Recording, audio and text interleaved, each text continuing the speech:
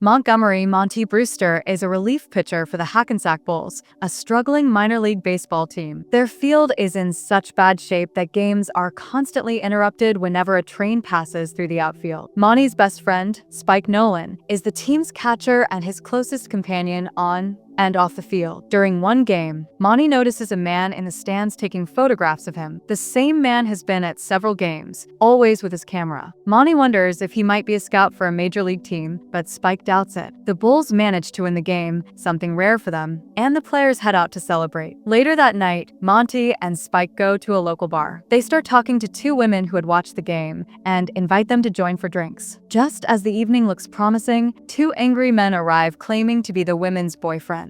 The confrontation quickly escalates into a full bar brawl, with punches thrown, tables smashed, and chairs used as weapons. The next morning, Monty and Spike wake up in jail. Their coach, Charlie, visits them with bad news. The team has decided not to post bail, and management is planning to replace them with younger players. He tells Monty he's already had 15 years in baseball, which is more than most people get, so he should count himself lucky. When Monty and Spike are taken to court, the judge lists charges including assault and property damage. Neither man can afford the bail. Just as it seems they're going back to their cell, the photographer from the games, J.B. Donaldo, suddenly stands up. He tells the judge he represents an anonymous party willing to pay for their bail and fines if they agree to plead guilty. Believing Donaldo might still be connected to professional baseball, Monty accepts. Soon after, Donaldo escorts Monty and Spike to New York City. There, they enter the offices of a prestigious law firm. Monty is taken in to meet with senior partners Granville and Baxter, along with executor Edward Roundfield. They reveal that Monty's great-uncle, Rupert Horn, has recently died and left him as the sole heir to his enormous fortune. A video recording of Rupert plays for Monty. In it, the old man explains that he wants to teach Monty a lesson about the value of money. Rupert offers him a challenge. Monty must spend $30 million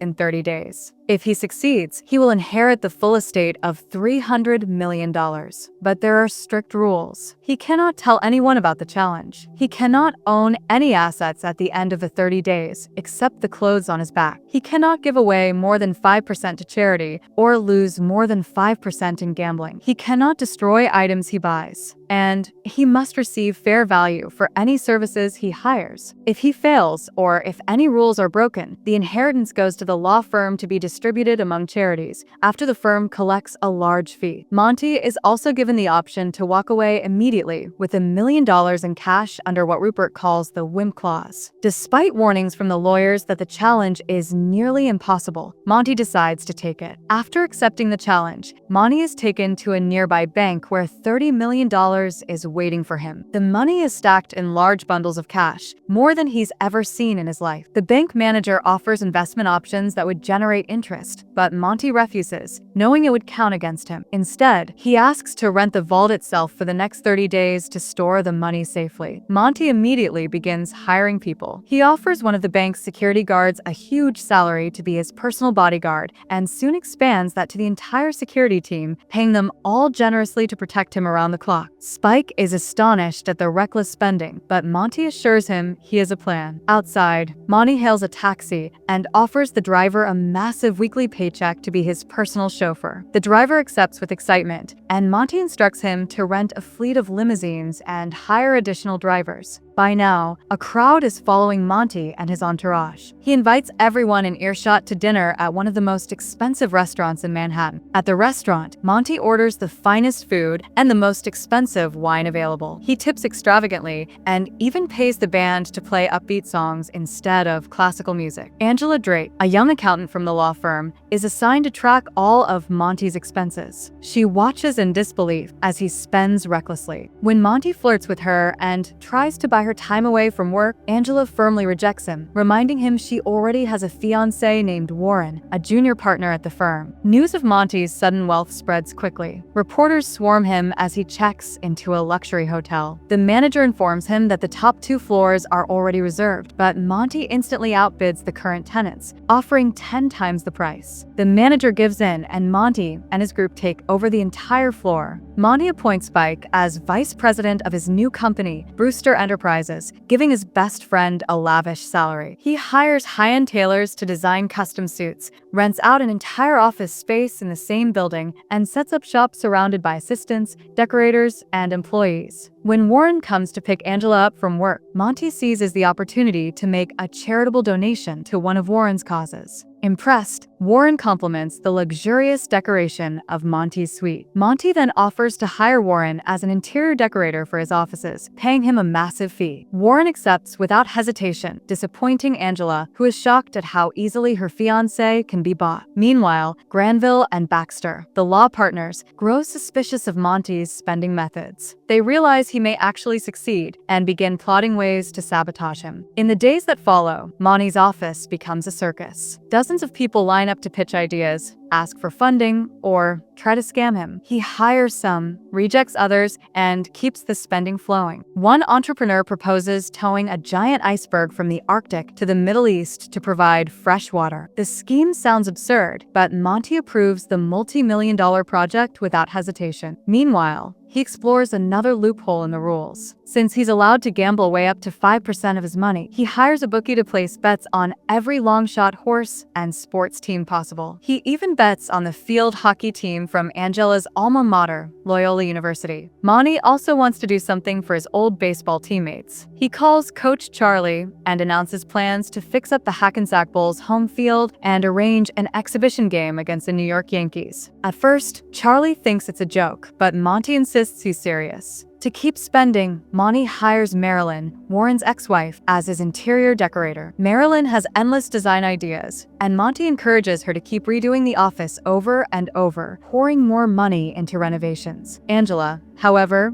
becomes more and more frustrated with Monty's behavior, convinced he's lost control. Spike worries too and, along with Angela, tricks Monty into meeting a financial advisor named Eugene. They hope Eugene will convince him to invest wisely, but Monty flips the situation and hires Eugene on salary, paying him a generous fee to do almost nothing. Spike and Angela are baffled, while Monty simply continues with his plan. Later, Spike suggests that Monty buy valuable collectibles, like rare stamps. Monty takes the advice and purchases the famous inverted Jenny stamp for over $1 million.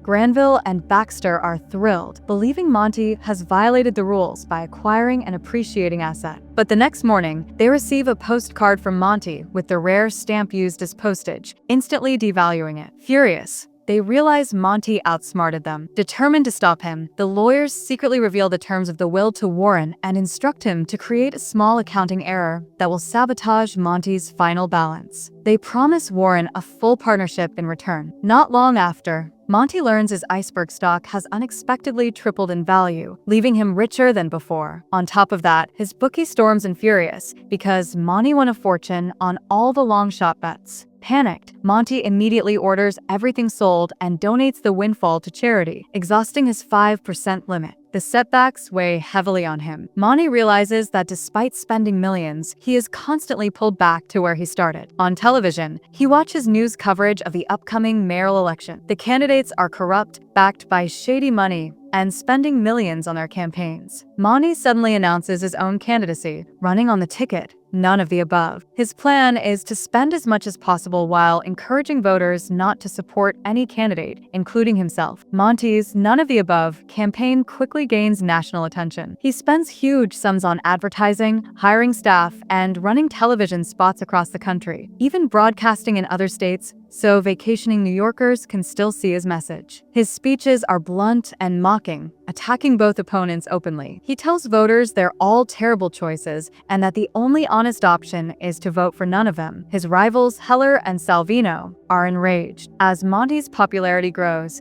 they meet in secret and agree to sue him for libel. Monty settles out of court for $4 million, gladly handing over the money since it helps reduce his fortune. Angela, however, becomes increasingly cold toward Monty. She sees his campaign as reckless and shallow, unaware of the true reason behind it. Earlier, Monty had even tried to give her a luxury car, which she angrily rejected, not knowing such gifts were forbidden by the will's rules. Meanwhile, Warren and Marilyn watch Monty's closeness with Angela and suspect in affair. As the final days of the challenge draw near, Monty arranges the highly anticipated exhibition game between the Hackensack Bulls and the New York Yankees. He spares no expense, flying in his old teammates by helicopter, dressing them in brand new uniforms, and paying for every detail of the event. At first, the Bulls surprise everyone by holding their own against the Yankees. But the Major League team quickly turns the game around. Monty takes the mound and pitches bravely, only to give up a grand slam home run. Defeated, he leaves the field, his old dream of being a baseball hero slipping away. In the locker room afterward, Roundfield, the estate's executor, warns Monty that if he wins the election, the mayor's salary could be considered an asset under the rules,